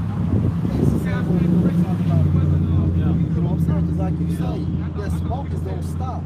But it's still going to be a classical event where you can always teach about it. That's everlasting. That's everlasting. Question. Revelation, what you talking about? Like in Revelation 20 through 21, where you talk about when they come back and they lock the beast up for 1,000 years, and then you were talking about we were going to suffer, and then brother was talking about how the Israelites were wandering in the desert for 40 years. Pretty much, is that the same? Because you were in the Old Testament. Is that prevalent? Well, it's talking about different times. So, yeah, because I heard you when you were saying about the great flood. Right, that's the first. And then leads to the fire again. I'm just putting it all together. I'm putting it all together like that chariot. He said, you know, he'll come back on the chariot. That's that missile. You know, no, the chariot is actually a father ship. Okay, so think about this. You know, like Noah and the at that time frame, his family was the elect. They left out of the ship, right? All right. So Lord will, Yahweh is coming back in that father ship, and he's going to deliver the elect. So, like the elder was saying, you had the first death that was promoted by water. So now Yahweh is coming back because of the second death, which would be promoted by fire. You see what I'm saying? Okay. We're going to break it down. This book of Revelation 20:1. And I saw an angel come down from heaven, having the key of the bottomless pit, and a great chain in his hand. Right. Now this bottomless pit is talking about what? That's talking about Europe, right? Because Europe has what? No resources, right? Europe at this time frame has to receive gas and fuel from Russia, right? So the bottomless pit is talking about Europe, and the reason why it's talking about Europe because of the lack of resources, right? Read that again, bro. And I saw an angel come down from heaven, having the key of the bottomless pit. Right, and that angel, keep going. And a great chain in his hand. Right, go ahead. And he laid hold on the dragon, that old serpent, which is the devil and Satan. Now let's talk about the pagan Rome Empire. Right, but remember, the pagan Rome Empire went down. Because of what? The Dark Ages. Remember? After the pagan Rome Empire went down, then you had what? The medieval time, you had the Dark Ages. That's why when you go to Malachi 1 and 4, Esau said, what? I'm going to rebuild in his heart. Going back into what? The Renaissance. That's how he came back. After a lot of time. Go ahead, bro. It says that old serpent, and are you all familiar with the show Spartacus? Yeah, I've seen the show. You know, one of the first episodes was called the Red Serpent. Who were they going against? The Roman Empire. Right. You know, that's what Red Serpent represents. The pagan Rome Empire. Right. And it says that he laid hold on the dragon, that old serpent, which is the devil and Satan, and bowed him 1,000 years. Meaning what? This man was in captivity for 1,000 years. And when you go home, research the time frame of the Dark Ages, it's going to tell you it lasted for like 1,000 years. That's what that's about. Not when people was ruling Europe. Yeah. Right. That's why they call it the Dark Ages. That's right. King James was Jake. Carolina was Jake. That shit y'all will be watching on Netflix. She was like the last of his leaders. And how so-called Queen Elizabeth got in, basically her great-grandfather married into the Dog age, right? But school will tell you like dog age, like plague, but they make it seem like it's all about plague instead of showing like the black people like from about 325 AD to around the 1300s. Our people ruled Europe. Yeah, we were under different guises like the Moors. That's right. The Christians, and they were all Israelites, sons of Jacob. British goes back to covenant, man of the covenant. Now, who received that covenant? Isaac, the Israelites. Anglo-Saxon means what? Angelic sons of Isaac. So these are all so-called black people, Southern Kingdom, all right, ruling Europe during the Dark Ages. And the reason why there's not like rich information on the Dark Ages because the so-called white man was taking a major L. He was in a primitive state. Them folks don't want to give us nothing. Say it again? I said them folks don't want to give us nothing. Fuck them, man. They don't want to give us But your enemy ain't gonna tell you when you had your foot up his ass. You know what I mean? He gonna tell us in school. Yeah, school. Yeah. So it's like it'll put that confidence back in us. So I don't expect my enemy to tell me when I was on top. He gonna create the illusion he was on top the whole time. But the most I he gonna do everything in the end.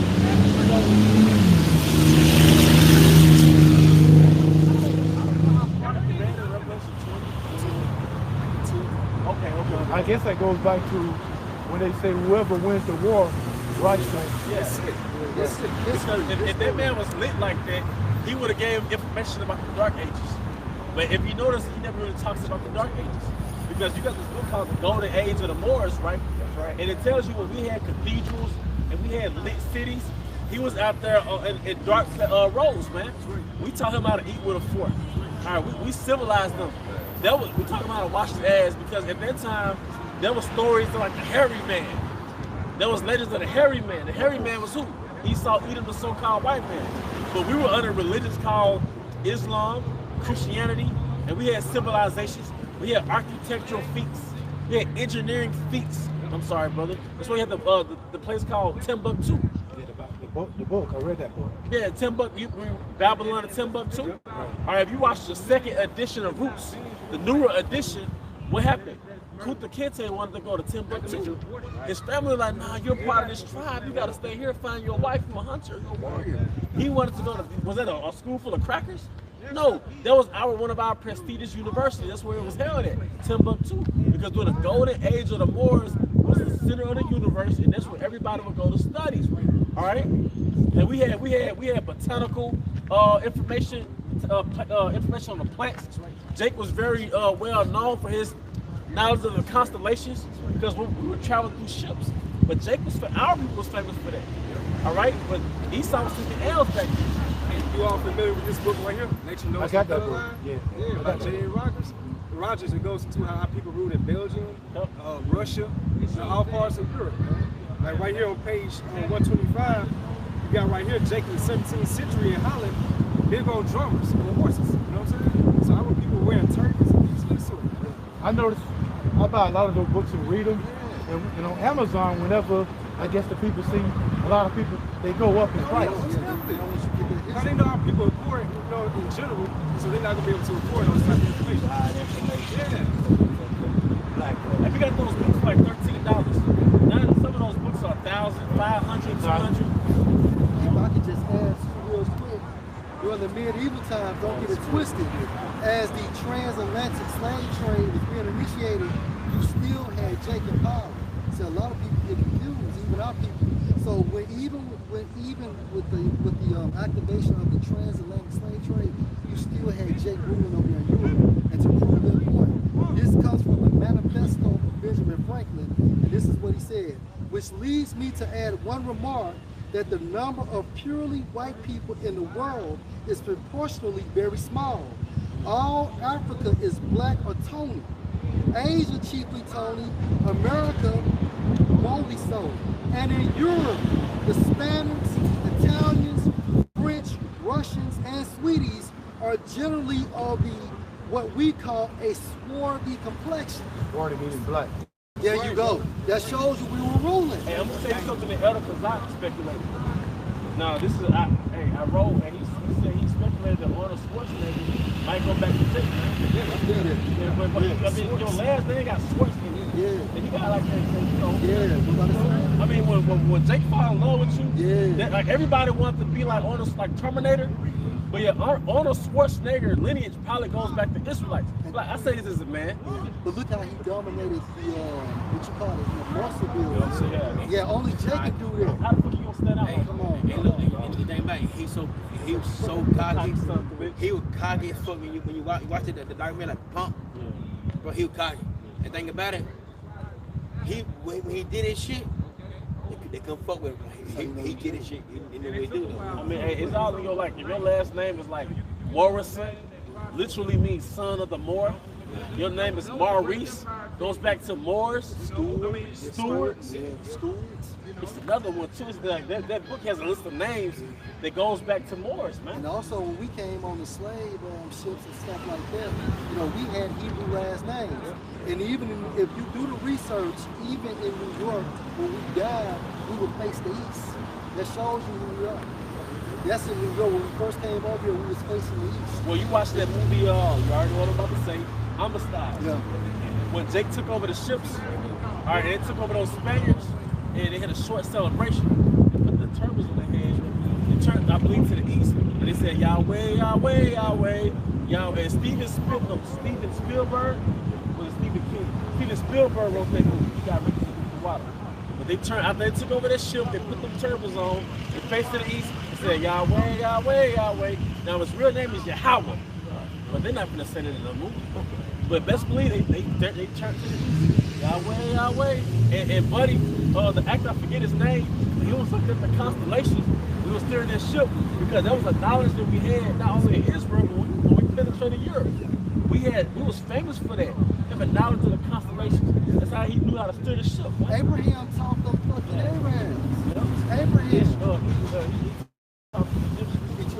I'm tripping. Yeah, Egyptians. I'm tripping. Yeah. Hey, Daniel 6 and 10, real fast. What is it? Daniel 6 and 10. Because remember I said about the caskets facing east, right? Hey, this is Daniel 6 and 10. Now when Daniel knew that he was writing with, now when Daniel knew that he was writing with sign, he went into his house and his windows being open in his chamber toward Jerusalem. He kneeled on his knees 3 times a day and prayed and gave thanks before his power as he did aforetime. Now the point is, he opened his chamber toward Jerusalem. Jerusalem is facing east. So when you pray, we're supposed to be facing east. That's why when you look it up in the spirit, when we came over here and died, the caskets was facing east. That shows you who we are. Hey, and that shows you too that the Muslims got their religion from us. Because the Muslims are known for praying either 3 times a day or 5 times a day. But they got that from Daniel. They got that from the Hebrews. Because Daniel was in captivity praying to Jerusalem. The Muslims prayed to the Mecca. But we blueprinted their religion. And I was watching one documentary on YouTube. Can I say something? Yep. To prove your point, we see basically the reason why we came up with their religion, because basically we didn't want to take it through war.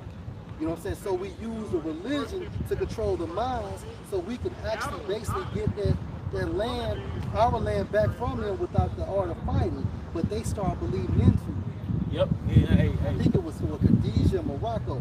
Morocco was that Israelite that taught, what's his name? Their founder? Muhammad. It was Morocco and Khadijah, man.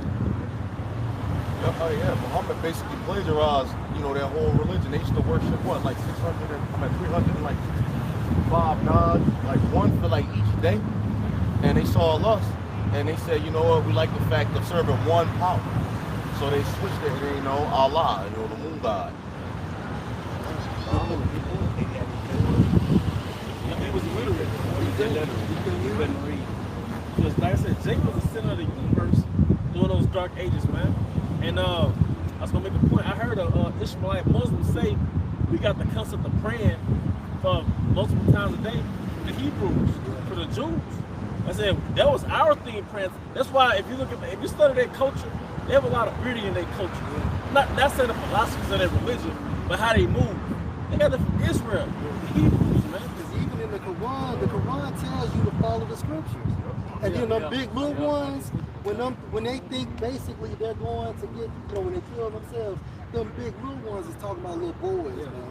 Yeah. I forgot the I used to research that. It's talking them, so they think they're getting virgins of little boys, man. I think also in the Quran, it also speaks that the Israelites are the chosen, nation. So why would we read that shit? Hey man, what? Hey, Farrakhan know who we are. He said he's the Hey, well, Farrakhan, man, I was going into the diet, man. Farrakhan wasn't just talking about swine. He was talking about catfish, shrimp. He was talking about how we should eat catfish, shrimp, how they're ugly. We're not supposed to ingest it.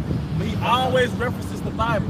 Because he knows, but he under that 501c3. He paid off, but he knows. And it's on the spirit. The older he gets, the more it's on the spirit, he just want to come out and say it. Because he's scared, you got the death. Yep. Hey, go back to Revelation so we can get some understanding to him. Oh, yeah. All right, so Revelation 20:2, he laid hold on the dragon, that old serpent, which is the devil and Satan. So that's the pagan Roman Empire. They're thrown out of rulership. Yep. And then you had the Dark Ages. Bound him 1,000 years. Go ahead. And cast him into the bottomless pit. Right, in Europe, that's the bottomless pit. The reason why it's classified as the bottomless pit because of the lack of resources to prove that Europe has to get gas from Russia. Go ahead. And shut him up and set a seal upon him. Right. That he should deceive the nations no more. Right. And that was from around 325 AD to around 1300, going into the Renaissance period. Renaissance meaning rebirth. Rebirth of the Roman Empire. 1,000 years.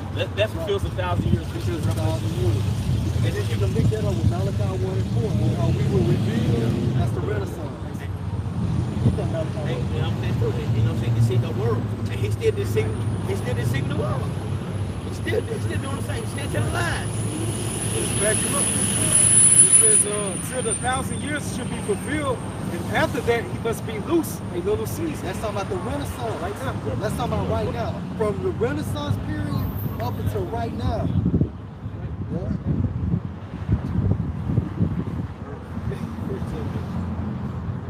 So, brothers, do you see this knowledge increasing throughout the earth as we get big time? Well, all praise to y'all. Hey, all praise to y'all by Shem Shah. You have great millstone camps all throughout the United States as well as in these other countries. When we first came into the knowledge, we could count how many camps on our hand. When we first woke up, the wave I woke up with, we could count how many GMS camps were under their pocket. You had a Texas camp. At that time, you had a New Orleans camp. You had a California camp. We had like 5 camps that you could count on one hand. Chicago, it's like 5, 6 camps you count like in 2007, 2008, 2008. So now you can't count the camps on 2 hands. You have camps worldwide. And not only the camps, everybody in the cities where those camps are, they know we Israelites. Like it's no more like, hey man, you know you're Israelite, right? They know, I know I'm an Israelite. Yeah, they know. So like, hey, yeah, the unicorn internet. Yeah. So, hey, the knowledge is dramatically increased to answer your question. Let's just finish it off. It's the book of Malachi, chapter 1, verse 4. Whereas Edom saith, we are impoverished, but we will return. In the Dark Ages, you can apply that to the Dark Ages. Return how? The Renaissance, right? But we will return and build the desolate places. Meaning where? Until a kingdom. Until a kingdom. Go ahead. Thus said the Lord Yahweh of hosts, they shall build, but I will throw down. Right. And that's going into what? Ultimately, the destruction of their kingdom, their so-called prime kingdom right now. And they shall call them the border of wickedness, and the people against whom the Lord Yahweh had indignation forever. Righteous anger. Why? Because they're classified as the wicked. Go back to Revelation 20. And you know, in wicked, Revelation 20:3, and cast him into the bottomless pit, and shut him up, and set a seal upon him, that he should deceive the nations no more. So at the allotted time for 1,000 years, they was in power. Why? Because the Most High set up in the spirit. So through Yahweh Shai, he gave this man a kingdom. Through Yahweh Shai, he's going to take back his kingdom or destroy his kingdom. Go ahead, bro. Till the 1,000 years should be fulfilled. So we're in this time frame, we're in the end of Esau's rulership. Go ahead. After that, he must be loose a little season. Go ahead, continue. And I saw thrones, and they sat upon them, and judgment was given unto them. Now this is going into what? The Yahweh Shai's kingdom. What proves that? Get Matthew 19:26. Keep going, boy. And I saw the souls of them that were beheaded for the witness of Yahweh Shai. Meaning you're going to have the elect that's going to die for this truth. Hence the term martyrs, which means a person that dies or willing to die for what he believes, right? Beheaded.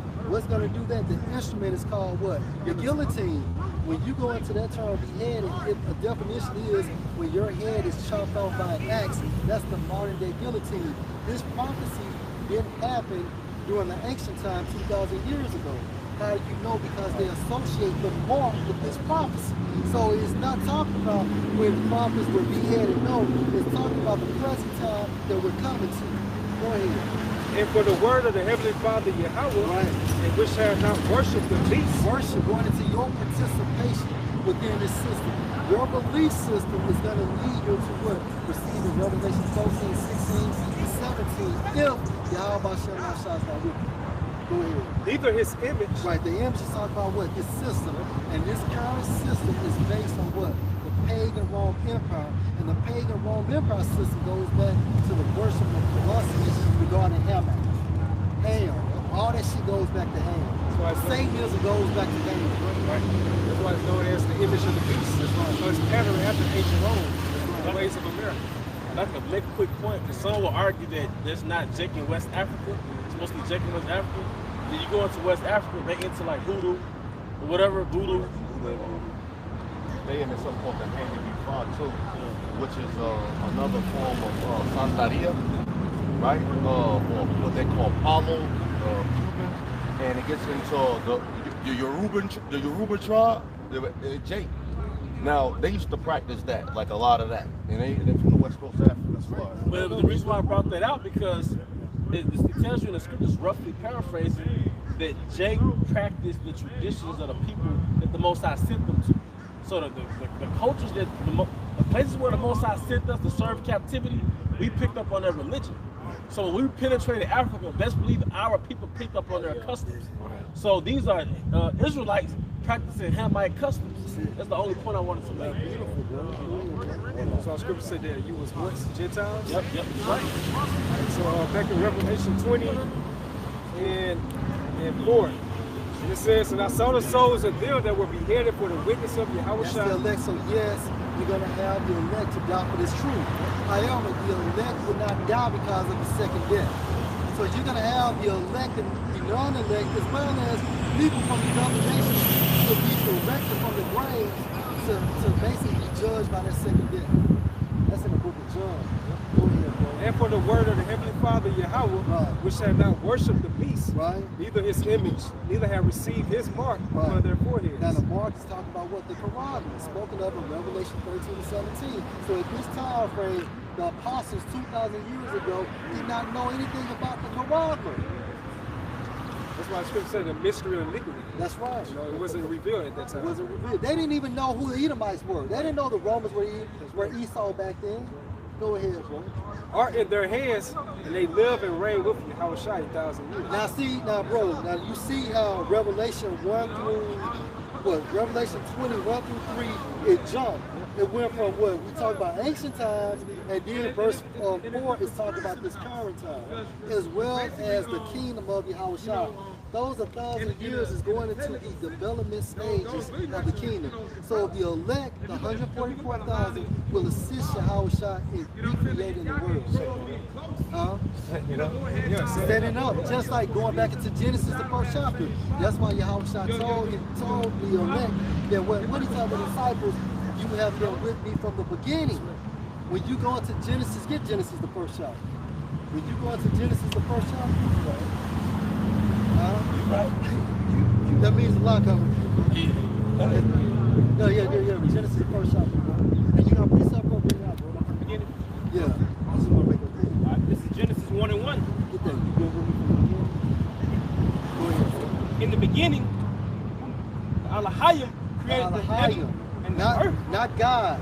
In the Hebrew, the Elohim, which means judges. When you go into the Hebrew, that means judges or rulers.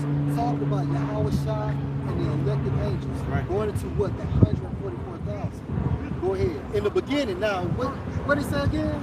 In the beginning. Yeah, go now, jump to your precept. John 15:27. Yeah. You should also bear witness because you have been with me from the beginning. Talk about the same individuals that assisted him in making the world and creating the world. That's the true meaning of day one. Yeah. Then it is in Revelation. The same thing is in Revelation 22 when he's talking about there'll be a new heaven and earth. That's them. And that's them that's coming back to 144. Beginning with the 144,000, but you're going to have men, women, and children on them ships too. I was going to say how they follow the rail, whethersoever you go. I see them having a spiritual mind. I said, go ahead, bro. Oh, my bad. In the beginning, Allah Hayim created the heaven and the earth. Right. And the earth was without form and void. Go ahead.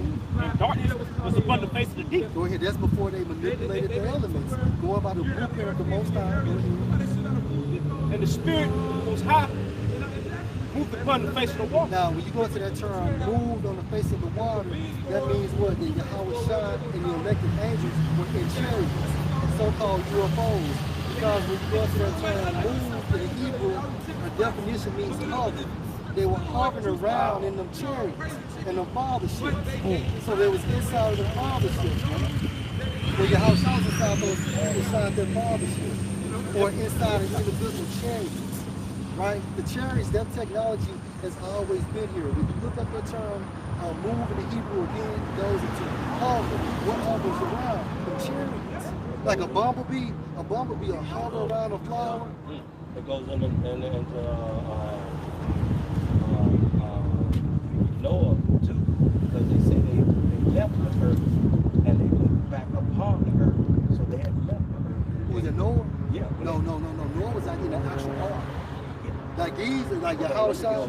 Yeah, ship. Yeah, or a ship. Yeah, Ship, which is a ship. But it's spiritual. These spaceships are ships. But this is like Noah was in an actual ark that he built. A boat, ship, water. Yeah. So Right? I guess that's a metaphor. Is that like a metaphor? No, that actually happened. No, I'm with you. I'm just asking a question to get some clarity. Well, no. What's your question again? It's like, because they say he left, I guess he was talking about the earth was being destroyed, and he left that behind then. But he was on the water. Yeah, he was on the water. Right. And the water's have to, what's that word? Dissipate? Yeah. When it goes down, so it's as though you left the earth. Okay, okay. There we go. But he was still in the physical realm, but on a lot of water. Yeah, all right. Like a big old boat. Basically just left the earth. Back you up real quick. This is Strong's H 7363, and this is for the word move. The brother was talking about move on the water, and it's rahab, and it means to hover. To hover. So Yahweh Shah was inside a chariot, manipulating the elements. You know, because remember, the elder always break this down. How you break it down, like how it's nothing but water. The heavens is nothing but water. That's right. You know, it's all it is, man. And that brings that scripture home, man, for real. Praise Yahweh Shem. It does. You said Strong's H 7363. Yeah. So you had Yahweh Shah and the 144,000. They moved on the waters. Basically, they was coming from space or from the third heaven, basically into this earthly realm, manipulating what we see now. And they were inside of father ships. The word heaven in the Hebrew is Shemayim. Shemayim. But like Mayim goes into water. That's it. You know? So we're separated by waters. When I say separate, like the globe of the earth and outer space is separated through waters. And what separates that? The firmament. Firmament. The firmament separates that. What they call it? Ozone layer. The ozone layer separates them. When you think about it, like if you swim, before you go, say you swim, before you go, pressure build up. Say you go in space, the pressure probably, right. Yeah. Say you go deep, like I swim a 15-foot pool from. Before you go, the pressure builds. Thank you when you go in space, your air starts thinner, you get thinner out. So it's different. Those are the bounds too. Yeah. Hey, can I bring somebody else for you? Jay, you can break it down. And this is Genesis 1:7 in the NLT. I'll say it in verse 6. Then the Elohim said, let there be a space between the waters to separate the waters of the heavens from the waters of the earth. Right, and that's the ozone layer. That's it. Verse 7. And then it was happened, the Elohim made this space to separate the waters of the earth from the waters of the heaven, and the Elohim called the space sky. And the Elohim called the space sky, and evening passed and morning came marking the second death. That's it. That's it. That's it. And I'm entertaining my mind. If the earth is flat, so I read it from flat earth.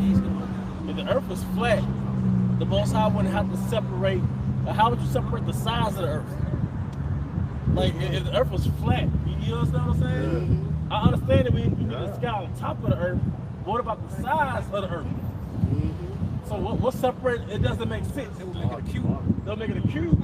So what will be what parts of the freaking sky will be like vertical?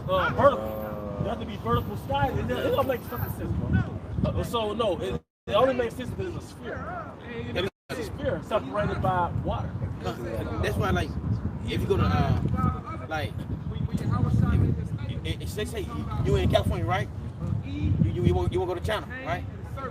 So why would the fuck you go from China, from California, go all the way around this way, instead you go California to China here? Yeah. It's there. It's right there. It's right there. I mean, from the white brothers, right? 1911. How many pilots have we had since 1911? Somebody would have leaked out a video. Yeah. You know, somebody would have leaked out a video, man. It's right there, like China here, California there. You make that like 5 hours, maybe. You go over here, like California, that way. That's fucking 20-some hours. Can I ask you a question, sir? Were you a pilot? I saw the shirt. No, I was an infantry guy in the Army. Oh, okay, Jump out of airplane. You jumped out of the airplane, but I'm quite sure the Earth had some type of curvature when you was in the airplane, right? I mean, I don't know how high you were, but 1,200 feet. 1,200 feet? Well, look, I don't know. I'm not good with measurements, but at the same time, somebody would have looked out a video. The Earth was flat. It doesn't make sense, man. Yeah, 120-story building. Right, on the 1,200 feet. That's right. Got you. These submarines, pretty high jump. If the earth is flat, the submarines eventually will have to come to a dead end. Fall out. Fall off. Yeah. Something, man. Water will fall off. That's what I'm saying. Where's the waterfall? But I believe he at least came up with that as a red herring, as a distraction, just mixing the confusion. You know? Hey, just for some more clarification, when you go into the Hebrew for that firmament, it does have sky. And the sky is defined as an unobstructed view upward from the surface of the earth. It includes the atmosphere and outer space. It may also be considered a place between the ground and outer space, thus distinct from outer space. So at the end of the day, the firmament is actually talking about the sky. That's what separates the first heaven from the second heaven. The first heaven from the second heaven. I misspoke and I said the ozone layer, but no, it's the sky. I got a question, brother. Maybe you can answer it. I always was curious about the so-called Jewish man. He's over in Israel, he's in front of the Wailing Wall doing this. I know what you said. But the Bible speaks of, if that's the actual wall, doesn't the Bible speak of that he said he shall throw down and not one rock shall be left upon another? Yeah, that was talking about actually what you're talking about with Matthew 24 chapter. That's talking about the destruction of Jerusalem. Thou shalt prophesy that 40 years before 70 AD. Okay. And the pagan Roman Empire came and took over. Okay. You know, that's what this going into. Keep going. So should that Wailing Wall, the Wailing Wall that they prop up in front of the prey, should that be erected? Is that part of the? No, because you're the temple. We're the temple. Okay. Get that. That's right. Hey, don't think Jews don't even mess with Yahweh. They don't believe in Yahweh. They say they ain't came here. They're the ones that wanted them executed. And they did to really the real Jews, the Hebrews, so-called black people, wanted Yahweh executed. Yeah. Those are imports that came to Jerusalem in 1948. So they weren't even in Jerusalem when Yahweh walked the earth. And that's why I got that book, the Balfour Declaration. Yep. It talks about this. That's right. That's right. In reality, that really supposed to be in the land, really. Because the Lord's going to take you out of the land and bring you back into this land. Right. So they don't even put you over there, really. So basically, they took upon themselves with the people. All this, all that. So they put this in the land. 1 Corinthians 3:16. Right. Know ye not that ye are the temple of the Most High, and that the Spirit of the Most High dwelleth in you? Keep going. If any man defile his temple, if any man defile the temple of the Most High, him shall the Most High destroy. For So the reason why we had the temples back in the ancient time, why? To receive the presence of the Most High. But through Yahweh Shai being that ultimate sacrifice, that perfect sacrifice, now we're the temples. And Yahweh Shai dwells within us. Yahweh Shai dwells within us because we have access to him through Yahweh Shai. So we're the temples. The temple, hey, Acts 7 and 48, remember that? Get Acts 7 and 48 real quick. Yeah, old throwback. When I first came in, the league used to let me bring that out all the time. When I came in, you told me about that too. Yeah. Acts 7:48, howbeit the Most High dwelling not in temples made with hands, as said the prophet. Because he dwells in us, the elect. Lord, we the elect. 1 Corinthians 6 and 19. What? Know ye not that your body is a temple of the Holy Spirit which is in you, which you have of the Most High, and you are not of your own. And that's why you shouldn't smoke. That's A right. person should smoke because you defile your temple. Again, we receive the presence of the Most High via Yahweh Shai. Because when you break down the Holy Spirit, bro, the Holy Spirit is nothing but this information from Yahweh through Yahweh Shai administered by the angels. Where proves that? Revelation 1 and 1. You know? So when you get these thoughts to come and count, or when you get these thoughts to look up some things related to the Spirit, that's the Holy Spirit within you. And why can't these Christians relate this Acts 7:48 rather than fill these churches Sunday after Sunday after Sunday after Yes, it's money. Hey, more members, more money. More members, more money. The more people, that's why they expand their business. So that's why when I grew up in a church, a lot of times the sermon will be built upon having a challenge. Hey, bring your sorority sisters in. Bring your frat brothers in. Because the more potential members, the more people paying tights, and the more money you got in your pocket. You know, it's a business. Well, it's always been a thing to make merchandise out of the people. That's right. And that's what they do. Like I said, the more people, the more, you know, the more money. You know what I'm saying? That's why they have more battles or whatever. I went down to Pastor such and such, and he had 100 more members. Yeah. And so we gonna do it big this Sunday. Like that type of thing. You had another question too, one more about basically as the truth circulated the world. Right. Get there, bro. Just the book of Matthew, chapter 24, verse 14. Right. And this gospel of the kingdom shall be preached in all the world. This gospel, somebody has to have this gospel. Let's talk about this gospel. For a witness unto all nations, and then shall the end come. And the reason why, because all nations, you got Israelites within all nations, as well as these other nations has to receive this word too, because that's how the Most High is going to pronounce judgment on. He's not going to judge you without you hearing this word. So everybody's going to hear this word. So that also entails that Christianity can't be the religion, because Christianity is throughout the world. Hey, I don't know if you used to listen to Tupac, but what he said, I'm still here. Right. So it can't be this gospel. What they talk about in the form of Christianity, no, it's this gospel. I'm be laughing you all the time. Go ahead, bro. This Baruch 4:36. Right. O Jerusalem, look about thee toward the east. Right. And behold, toward the east again. Go ahead. And behold the joy that cometh unto thee from the heavenly Father Yahweh. Lo, thy sons come, whom thou sentest away. They come gathered together from the east to the west. Now, we want to break down Matthew. I mean, no, not Matthew, but Psalms 19. Psalms 19 talks about the internet, about that cord. But that cord is talking about the World Wide Web. Because when you look that up in the Hebrew, it's quanah. And when you break down that term network, a network ain't nothing but a bundle of cords going into the internet. So the Most High projected his word utilizing satellites. Hence the platform of YouTube. YouTube was designed for the prophets, so the word of the Most High can circulate the world, four corners of the world. Last precept, Isaiah 19. About the small sanctuaries. Oh, it's not, my bad. Small sanctuaries. So Ezekiel.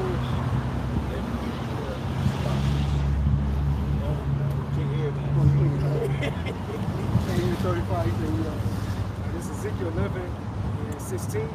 Therefore thus said the Lord power, although I have cast them far off among the heathen, and although I have scattered them among the countries, yet will I be to them as a little sanctuary in the countries where they should become.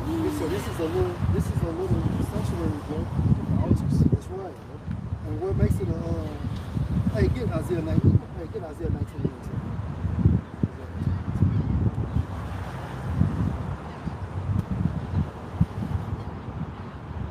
So Isaiah 19:18, and that they should 5 cities in the land of Egypt speak the language of Canaan. The land of Egypt is referring to America. 5 cities is a spiritual number for power.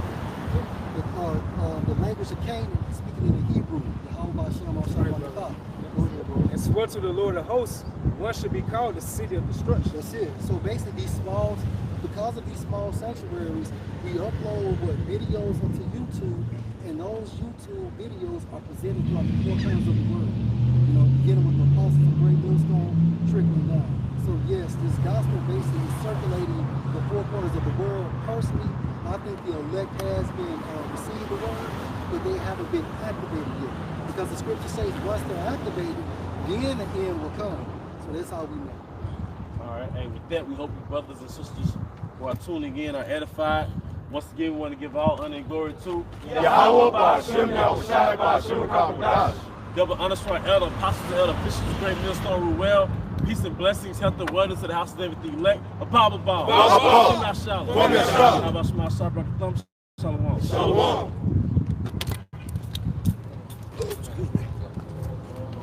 Can I find out where you guys gonna be next week so I can come? Oh.